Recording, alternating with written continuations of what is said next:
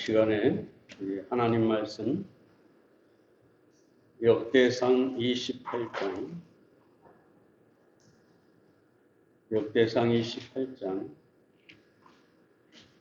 9절과 10절의 말씀을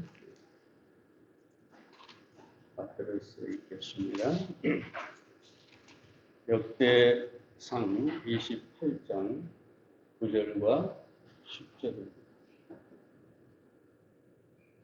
내 아들 솔로몬아, 너는 내 아비의 하나님을 알고 온전한 마음과 기쁜 뜻으로 섬길지어다.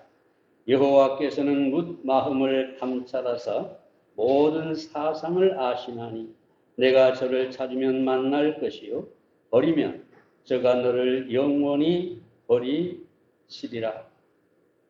그런즉 너는 삼갈지어다. 여호와께서 너를 택하여 성소의 전을 건축하게 하셨으니 힘써 행할지니라. 만유인력을 발견한 과학자 뉴턴이 나이가 많아서 아마 치매가 걸렸던 모양입니다. 그의 모든 지식을 다 잊어버리고 가족이나 찾아오는 아주 오랜 친구들도 다 잊어버렸다고. 그래서 주변 사람들이 아주 답답해서 도대체 선생님이 아는 것이 무엇입니까? 그러니까 이 뉴턴이 이렇게 대답했다고 합니다. 아는 거 있지. 내가 죄인이라는 것과 예수님께서 내 구주라는 것. 모든 지식과 모든 사람의 이름을 다 잊어버렸는데 하나님께서 내 죄를 사하고 예수님이 나의 구주라고 하는 이 사실은 잊지 않았다. 그럼 얼마나 복된 일입니까? 죽음 앞에 선 사람이 이 세상에 지식이 무슨 필요가 있겠어요? 죽음 앞에 선 사람에게 다른 사람이 무슨 의미가 있겠어요? 하나님께서 나를 구원해 주신, 예수님께서 내 모든 죄를 사해 주신 이 사실을 아는 이것은 최고의 지식이고 최고의 복인 줄로 압니다. 오늘 본문에 보면 다윗은 그 아들 솔로몬에게 하나님을 알고 온전한 마음과 기쁜 뜻으로 섬기라. 그리고 성전을 완성하라. 성전을 지으라. 이렇게 임종 앞에서 유언을 아들 솔로몬에게 하고 있는 것을 보게 됩니다. 그래서 오늘 이 본문 말씀에서 오늘 몇 가지 생각해 보고자 합니다. 첫째로 우리는 하나님을 알아야 합니다. 9절 말씀을 다시 보면 내 아들 솔로몬아, 너는 내 아비의 하나님을 알고 하나님을 알라. 여러분이 잘 아시지만 이 알라라고 할 때 이 알다라는 말은 히브리어로 야다라는 말. 이 말은 그냥 객관적인 정보나 지식을 말하는 게 아닙니다. 이 말은 경험, 체험을 통해서 안다는 뜻입니다. 그래서 이 말을 어디에 주로 사용했느냐 하면 남자와 여자가 결혼해서 첫날 밤을 보내고 났을 때 내가 너를 알았다. 무슨 말인지 알겠습니까? 그 전에도 물론 알지요. 이름도 알고 집도 알고 늘 사귀니까 무엇을 좋아하는지도 알고 다 아는데 그런 알미 아니라 결혼해서 첫날 밤을 치르고 서로를 알고 하나가 되고 온전한 연합이 됐을 때 내가 너를 알았다. 우리가 하나님을 아는데 바로 이처럼 알라는 것이죠. 토마스 칼라일이 마을에 성직자가 부임해 왔을 때 인사를 왔습니다. 그때 칼라일이 이렇게 말했다고 합니다. 그 목사에게. 우리 동네가 필요로 하는 사람, 우리 시대가 요구하는 하나님의 사람은 하나님을 소문으로만 아는 사람이 아니라 하나님을 체험으로 아는 사람입니다. 그러니까 하나님에 대하여 들은 것만 아는 것이 아니라 직접 하나님을 경험한 사람, 하나님을 체험한 사람, 바로 그 사람이 하나님을 아는 사람이라는 거예요. 그럼 어떻게 하나님을 알 수가 있을까요? 가장 먼저 거듭남으로 하나님을 알 수가 있습니다. 예수님께서 요한복음 3장 3절 말씀에서 진실로 진실로 내게 이르노니 사람이 거듭나지 아니하면 하나님 나라를 볼 수 없는. 하나님 나라는 무엇을 말할까요? 하나님의 나라는 영적인 나라입니다. 왜냐하면 하나님이 영이시니까요. 그런데 어머니 모태의 태에서 태어난 우리의 이 육신을 가지고는 영이 없으니 하나님을 알 수가 없다는 것이죠. 그럼 어떻게 하나님을 알 수 있느냐? 영이신 하나님을 알려면 우리가 영적으로 거듭나야 하는 것입니다. 잘 알지만 요한복음 1장 12절과 13절에서 뭐라고 합니까? 영접하는 자 곧 그 이름을 믿는 자들에게는 하나님의 자녀가 되는 권세를 주셨으니 이는 혈통으로나 육정으로나 사람의 뜻으로 나지 아니하고 하나님께로부터 난 자들이니라.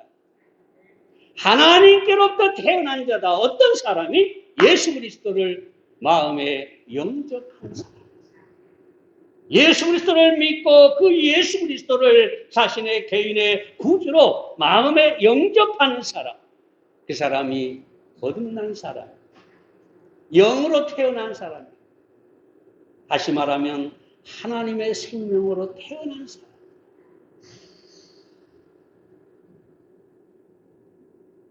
하나님의 영으로 태어난 사람만이 하나님을 알 수가 있습니다. 아노니무스라고 하는 사람이 이런 얘기를 해요. 거듭나지 못한 자에게 영적인 이야기를 하는 것은 두더지에게 천문학에 대해서 이야기하는 것과 같다. 두더지가 뭔 줄 아시죠? 땅을 파고리 들은 두더지를 여기 꺼내놓고 천문학은 이렇고 지구는 어떻고 우주가 어떻고 은하수가 무엇이고 아무리 떠들고 가르쳐봐야 알지 못하지. 영적으로 거듭나지 못한 사람에게 영이신 하나님에 대해서 아무리 떠들어봐야 하나님을 알 수가 없다는 것입니다. 그러므로 하나님을 알려면 예수 그리스도를 마음속에 구주로 영접하고 거듭나야 합니다. 여러분이 만약에 예수님을 여러분의 구주로 믿고 영접했다면 여러분은 거듭난 사람이고 영적으로 태어난 사람이고 하나님을 알 수 있는 사람입니다. 두 번째로, 다음으로 하나님의 말씀을 통해서 우리는 하나님을 알 수가 있습니다. 신명기 6장 6절과 7절에 보면 오늘날 내가 내게 명한 이 말씀을 너는 마음에 새기고 내 자녀에게 부지런히 가르치며 집에 있을 때든지 길에 행할 때든지 누웠을 때든지 일어날 때든지 이 말씀을 강론할 것입니다. 그럼 이스라엘 백성들은 그 자녀들이 태어나면 말을 하기 전에 하나님의 말씀을 가르쳤습니다. 어머니 아버지를 부르기 전에 하나님을 부르도록 하나님의 말씀을 가르쳤습니다.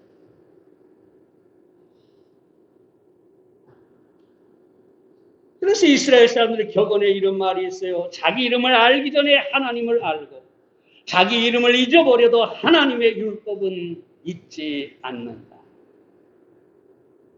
사랑하는 여러분, 하나님의 말씀은 단순한 정보가 아닙니다. 그저 단순한 지식이 아닙니다. 하나님의 말씀은 생명이고 살아있는 말씀입니다. 그래서 우리가 하나님의 말씀을 알 때 하나님의 말씀이 우리로 하여금 하나님을 알게 한다는 것이죠. 히브리서 4장 2절에 보면 하나님의 말씀은 살아있는 말씀. 베드로서 1장 23절에 보면 너희가 거듭난 것이 썩어질 씨로 된 것이 아니요 썩지 아니할 씨로 된 것이니 하나님의 살아있고 항상 있는 말씀으로 되었느니라. 그러니까 하나님의 말씀은 단순한 지식이나 정보가 아니고 그 말씀 자체가 살아있어서 우리로 하여금 하나님을 깨닫게 하고 알게 한다는 것이죠. 마틴 루터도 성경은 살아있다. 그래서 성경은 나에게 말씀하신다. 말씀은 발이 있다. 그래서 나를 따른다. 말씀은 손이 있다. 그래서 나를 붙드신다. 말씀은 살아 역사한다. 하나님의 말씀은 그냥 성경책 속에 기록된 단순한 지식이 아니고 이 말씀이 살아있어서 우리로 하여금 하나님을 알게 해줍니다. 예전에 제가 얘기를 한 적이 있습니다만 오늘날 기독교인들은 정말로 이 살아있는 하나님의 말씀을 모릅니다. 너무나 몰라요. 예를 들어서 여러분 많이 들었지만 방언으로 기도하는 사람들이 말하기를 우리가 우리말로 기도하면 사단이 공중 권세를 잡고 있으니까 우리 기도를 중간에서 다 따먹어버려요. 그래서 우리 기도가 하늘까지 하나님께 상달될 수가 없다. 그러니까 알아듣지 못하는 방언으로 기도해야 된다. 참 그럴듯한데 완전 코미디고 웃기는 이야기. 무식도 그런 무식이 없어요. 왜 그럴까요? 하나님은 저 하늘의 보좌에만 계신 것이 아니라 우리 마음속에 계시고 우리 가까이 항상 함께 하시는 분이에요. 아무리 내가 속삭여도 방언으로 기도하지 않아도 하나님은 내 안에서 들으시고 나와 함께 하면서 들으시고 설사 하늘의 저 보좌에만 하나님이 계신다. 그렇게 가정하고 내가 이 땅에서 기도한다 할지라도 하나님은 그 귀가 전능하시기 때문에 이 땅에서 내가 골방에서 기도하는 기도도 다 들으십니다. 그래서 예수님 뭐라 합니까? 은밀한 아주 골방에서 하나님께 기도하라. 하나님이 그 기도를 들으신다 그럽니다. 그런데 이 미친 사람들이, 정신 나간 사람들이 마귀가 따먹어버린다. 여러분 절대로 이 사람들은 하나님을 모르는 사람들이에요. 뿐만 아니라 예전에 어떤 전도사가 저한테 와가지고 다른 교회 전도사가 와가지고 그렇게 얘기했다고 했죠. 어떤 기도를 하나님이 잘 들으시냐. 2시부터 4시까지 새벽에 모두가 잠들 때 기도해야 하나님이 잘 들으신다.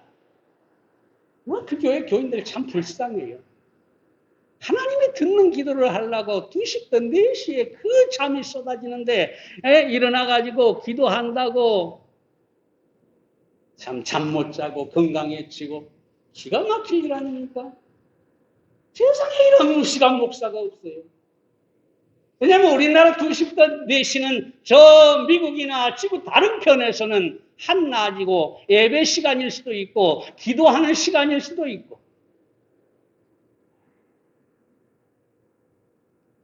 그리고 하나님은 수백만, 수천만, 수억이 하나님 앞에 동시에 기도한다 할지라도 하나님은 한 사람 한 사람의 기도를 다 들으시고 응답하시는 분이십니다. 기도는 시간이 중요한 게 아니죠. 마음으로 기도하는 게 중요한 것입니다. 제가 정말 이런 얘기들을 하는 것은 여러분 정말로 오늘날 한국의 기독교인들이 하나님의 말씀 성경을 너무나 모른다는 것입니다. 무지하다는 것입니다. 왜 이단들에게 빠져갈까요? 성경을 모르니까. 성경을 모르니까 넘어가는 것입니다. 하가 왜 마귀에게 빠졌을까요? 성경을 모르니까. 다시 말하면 하나님의 말씀을 모르니까. 하나님이 뭐라고 합니까? 동산 중앙의 나무에 있는 실과를 먹는 날에는 정령 반드시 죽으리라. 그런데 이 하는 그 말씀이 희미했어요. 확신이 없었어요. 정확하게 몰랐어요. 그러니까 마귀가 유혹하자 넘어가 버린 것이죠. 하나님의 말씀을 잘 알아야 하나님을 알 수가 있습니다. 뿐만 아니라 하나님은 믿음과 순종을 통해서 알 수가 있습니다. 다윗은 여러분이 잘 아는 것처럼 하나님을 단순히 지식으로 아는 사람이 아니에요. 그는 체험으로 아는 사람이었어요. 골리앗을 죽이기 전에 이 다윗이 한 말이 있지 않습니까? 뭐라고 합니까? 사울왕에게 말하기를 내가 사자와 곰도 쳐 죽였습니다. 하나님이 그렇게 하셨으니 저 골리앗도 하나님이 그렇게 죽이게 하실 겁니다. 경험이요. 체험이요. 그는 이미 기도 응답을 받았고 이미 하나님의 능력을 체험했고 그래서 골리앗이 와도 절대로 두려워할 이유가 없었어요. 체험신앙. 여러분 내가 기도해서 응답을 받았는데 그 응답이 계속되고 있는데 두려워할 일이 뭐가 있겠어요? 왜? 또 기도하면 되는데. 그렇죠? 체험이라고 하는 것은 우리에게 확신을 주는 것입니다. 콜리지라고 하는 유명한 기독교 철학자가 이렇게 얘기합니다.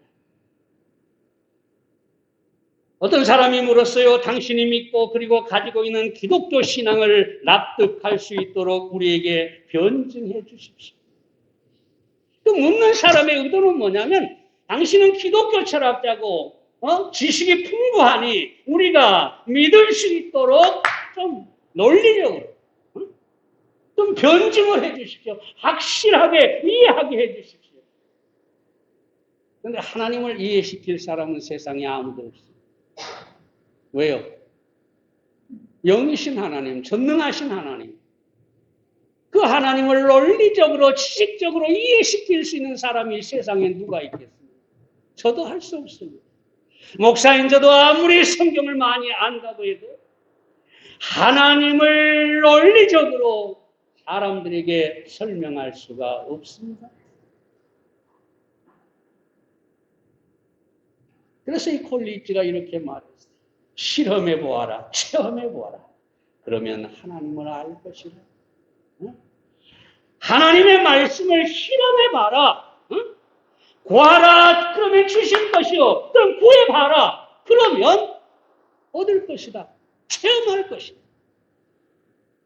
체험하다 보면 확신이 생깁니다. 하나님을 더 확실하게 알게 될 것이다. 여러분, 다윗이 그 아들에게 마지막 유언이 무엇입니까? 너는 하나님을 알라. 여러분, 하나님을 아는 여러분들이 되시기를 바랍니다. 두 번째로, 하나님을 온전한 마음으로 섬겨야 합니다. 9절 말씀을 다시 봅니다. 온전한 마음과 기쁜 뜻으로 섬길지어다. 다윗은 그 아들 솔로몬에게 하나님을 알고 그리고 그 하나님을 온전한 마음, 기쁜 뜻으로 섬기라고 합니다. 그럼 여기서 먼저 온전한 마음은 무엇입니까? 온전한 마음이란 완전함이나 완벽함을 얘기하지 않습니다. 그러니까 조금 더 부족함이 없는 완벽함을 얘기하잖아요.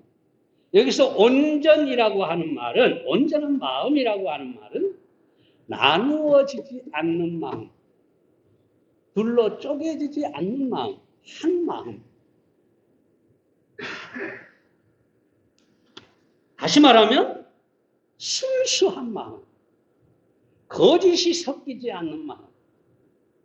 그래서 이 키에테고르라고 하는 사람이 이 완전한 마음을, 온전한 마음을 우리 의지가 한 대상만을 향해 들여진 마음이다. 이게 온전한 마음. 사람이 완벽한 게 아니라 내가 어떤 사람을 사랑하는데 그 사랑함에 있어서 거짓이나 다른 욕심이나 불순한 것이 전혀 없이 순수한 그대로 한 마음으로 사랑하는 것. 이게 바로 온전한 마음. 자녀 여러분, 사도 바울은 그 위대함이 무엇 때문이냐? 물론 그가 많은 일을 했습니다만 그의 서신을 읽어보면 아주 주님께 그 마음이 드려져서 순수하게 그저 거짓 없이 온전히 하나님 앞에 그 마음이 드려진 사람이라는 것. 이게 아름답고 위대한 것입니다. 한 여자가 남자를 사랑하는데 사랑한다 말하면서 늘 그 눈길을 다른 데 두고 그 마음을 다른 사람에게 빼앗기고 우리가 잘 아는 것처럼 호세아서에 나오는 고멜처럼 남편을 부르면서 남편과 결혼했으면서도 다른 남자에게 눈길을 주고 다른 남자의 유혹에 빠져서 창녀가 되고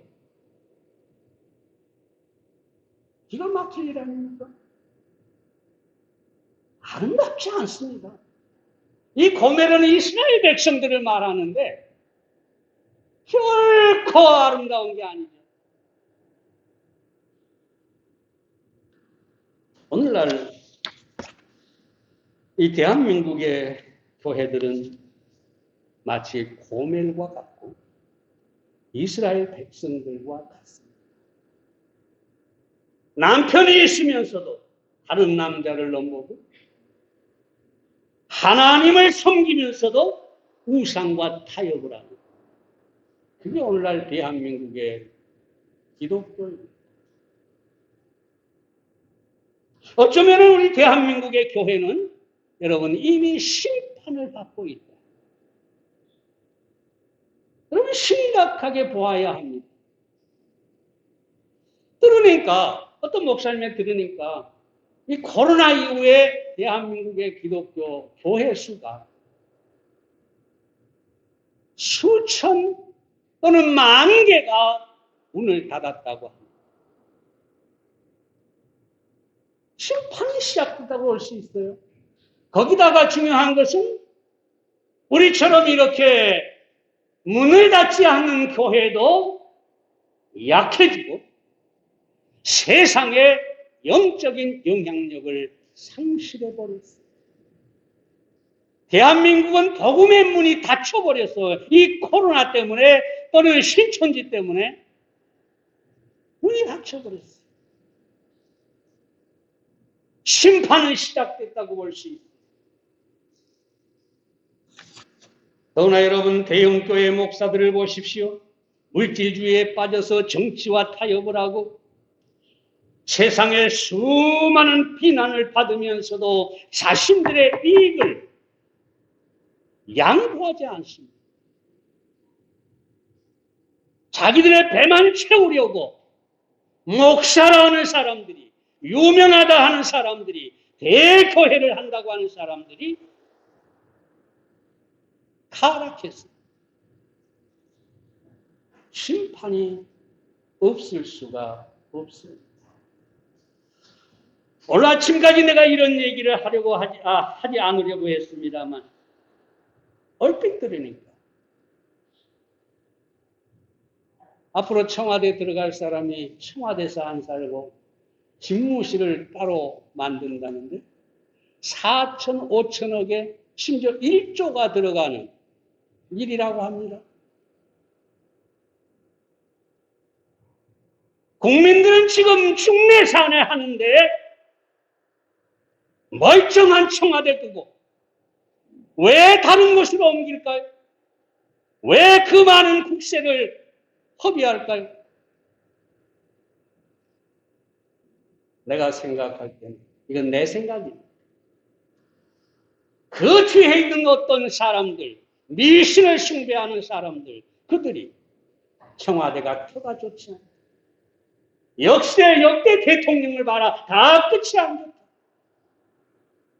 이건 내 생각입니다. 그러지 않았을까? 염려가 됩니다. 이건 내 염려입니다. 충분히 그럴 수 있잖아요.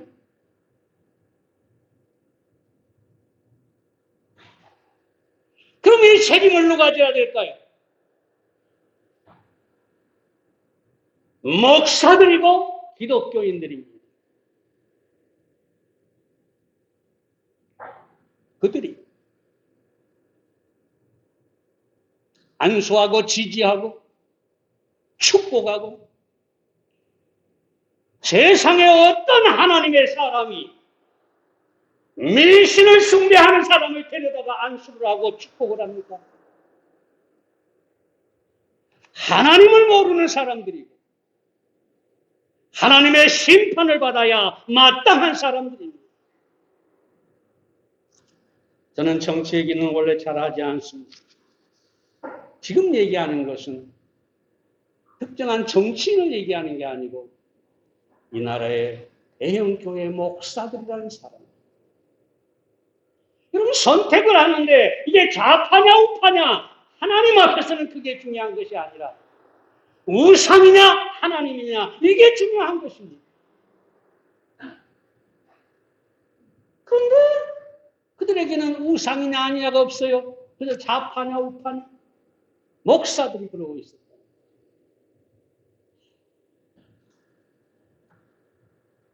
참 여러분 이런 얘기를 해서 여러분 마음에 혹시라도 불편했다면 죄송합니다. 어떤 사람은 자기 정치 성향을 가지고 있을 테니까. 그래서 제가 이 사람 찍어라 저 사람 찍어라 이 사람이 좋다 사실은 말하지 않습니다.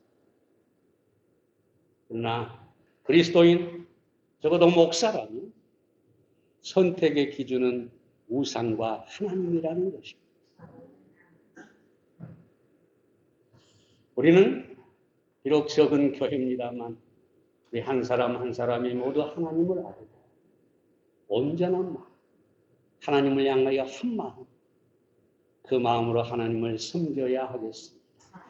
다음으로 우리는 하나님을 자원함으로 섬겨야 합니다. 솔로몬에게 뭐라고 합니까? 기쁜 뜻으로 섬기라 그럽니다. 기쁜 뜻.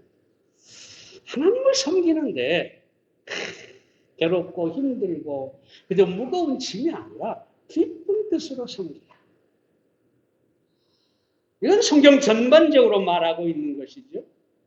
하나님을 기뻐하고 그 하나님을 기쁜 뜻, 기쁜 마음으로 섬기는 것. 이것이 아름다운 것이고 하나님께서 기뻐 받으시는 것입니다.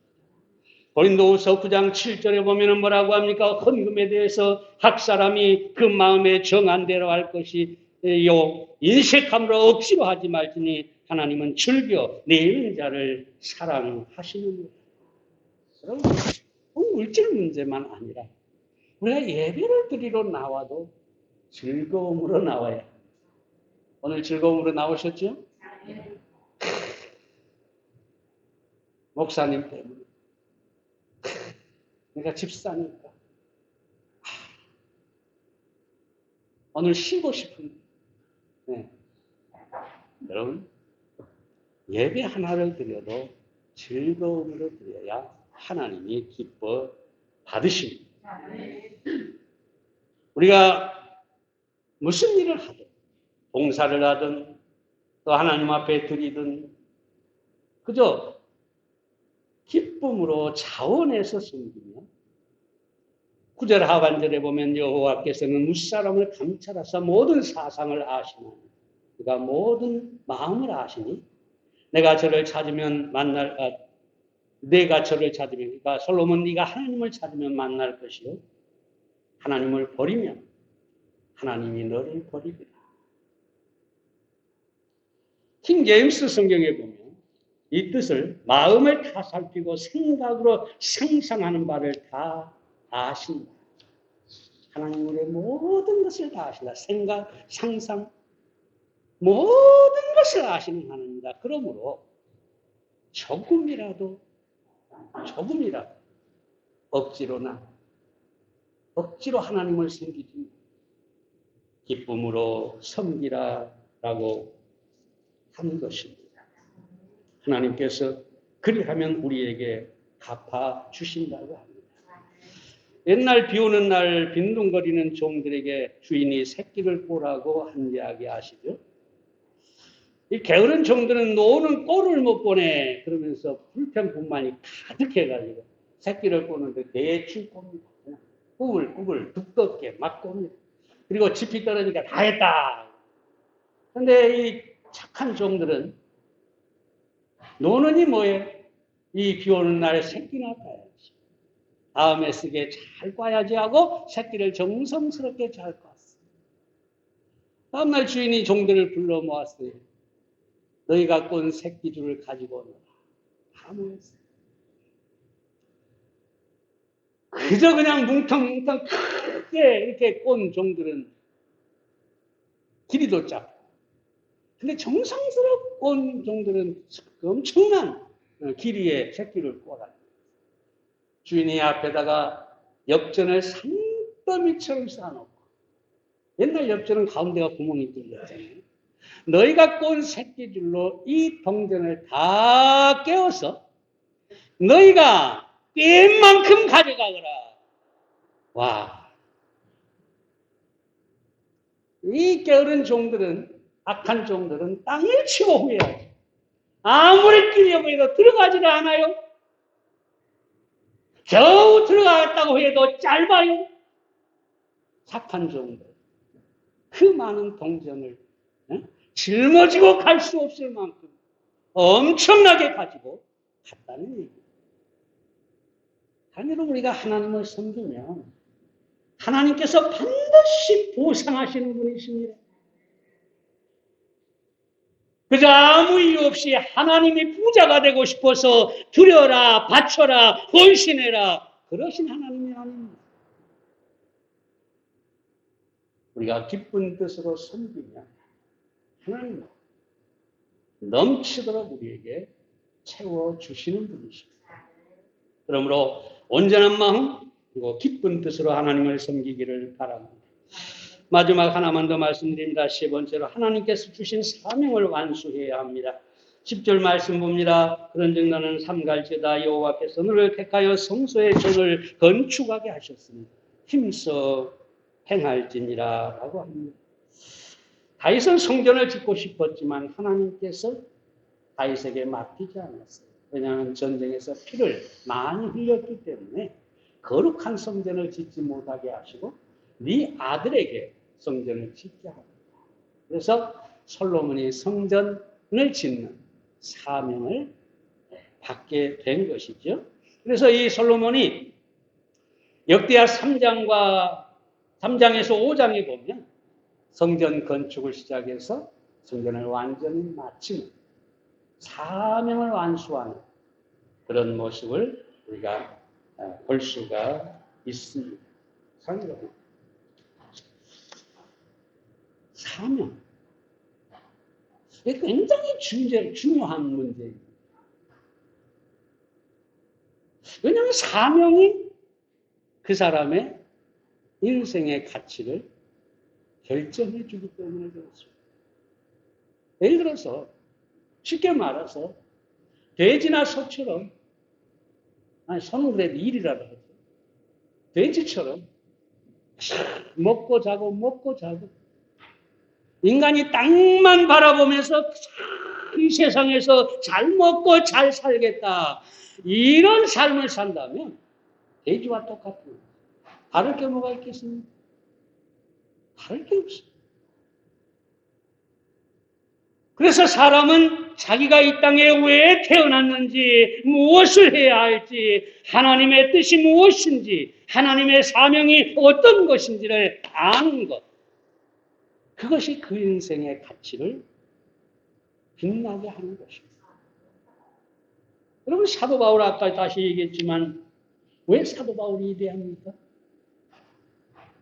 사도 바울이 능력이 있고 지혜가 뛰어나서 엄청난 재산을 모으고 왕국을 세우고 세상의 최고의 적을 최고의 권세를 가졌다고 얘기했어요. 그래서 존경할까요? 그래서 그의 인생이 뛰어났다고 할 수 있을까요?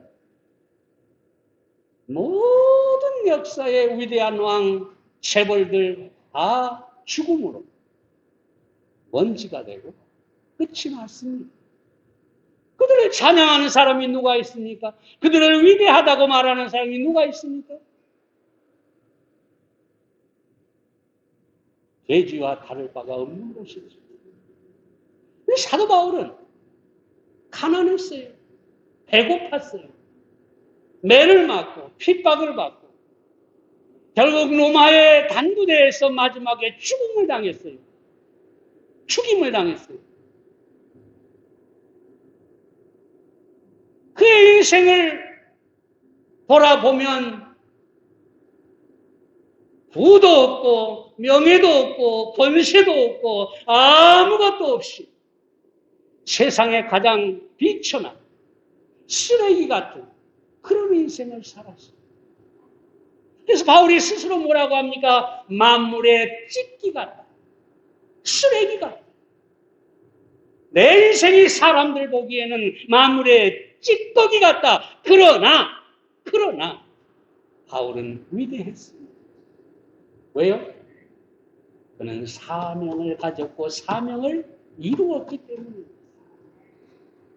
여러분 잘 아는 것처럼 사도행전 20장 24절에서 나의 달려갈 길과 주 예수께 받은 사명 곧 하나님의 은혜의 복음을 전하는 일을 마치려 하면 나의 생명을 조금도 귀한 것으로 여기지 않는다. 그리고 디모데후서 4장 7절에 보면 내가 선한 싸움을 싸우고 나의 달려갈 길을 마치고 믿음을 지켰으니 바울은 사명으로 살았고 사명을 마친 사람이었다. 그래서 그 바울의 영향력은 전 세계 어떤 왕과 어떤 체벌보다 더 크고 가치 있고 아름다운 것이었습니다. 그래서 우리는 사명을 가져야 합니다. 길 겨루가 온천하가 다 무너진다고 하더라도 내가 이것만은 꽉 붙들고 놓을 수가 없다. 그걸 위해 살고 그걸 위해 죽을 수 있는 나의 사명을 발견해야 된다. 그러면서 말하기를 복 있는 사람은 자기의 천직을 발견한 사람이다. 그에게 다른 축복이 있느냐고 더 묻지 말라.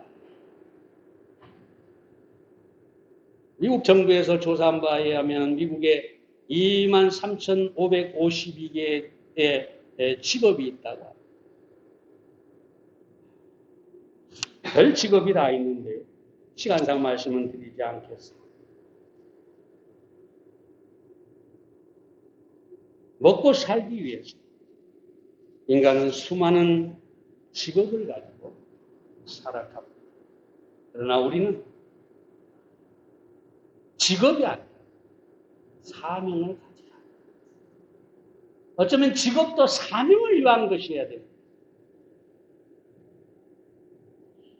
이 사명이 거창하고 화려할 필요는 없습니다. 사도 바울처럼 사도라든가 대단한 사명이 아니어도 좋습니다.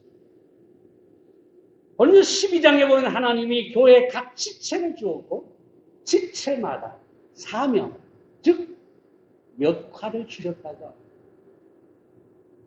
여러분 이 손가락에 손톱이 있잖아요. 정말 보잘것없죠.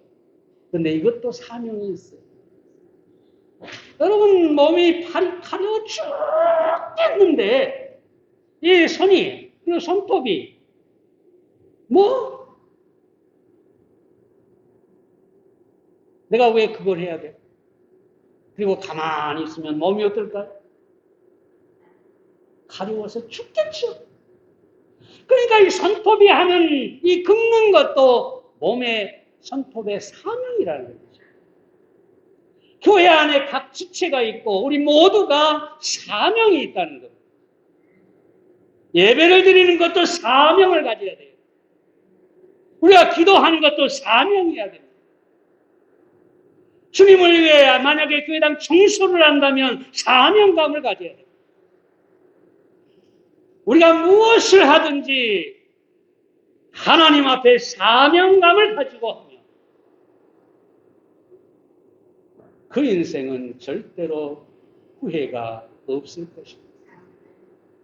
하나님께 기쁨이 되고 하나님께 가치가 있는 그런 인생이 될 것입니다. 그럼 여러분, 하나님 앞에 여러분이 할 수 있는 모든 일에 사명감을 가지고 임하시기를 바랍니다. 기도하겠습니다. 살아계신 아버지 하나님, 오늘 이 아침에 하나님을 알고 온전한 마음과 기쁜 뜻으로 섬기며 하나님께서 맡기신 사명을 이루라고 하는 다윗의 유언을 통해서 하나님의 말씀을 듣습니다.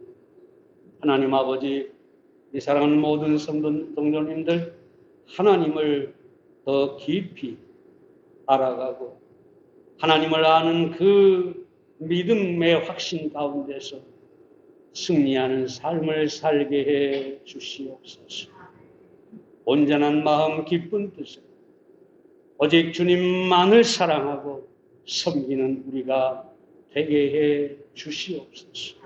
하나님 아버지, 우리의 삶이 아무리 보잘것없어도 우리가 만약에 하나님 앞에 사명감을 가지고 아무리 작은 일이라도 주님을 위해 일한다면 우리 인생은 결코 헛되지 않을 것입니다.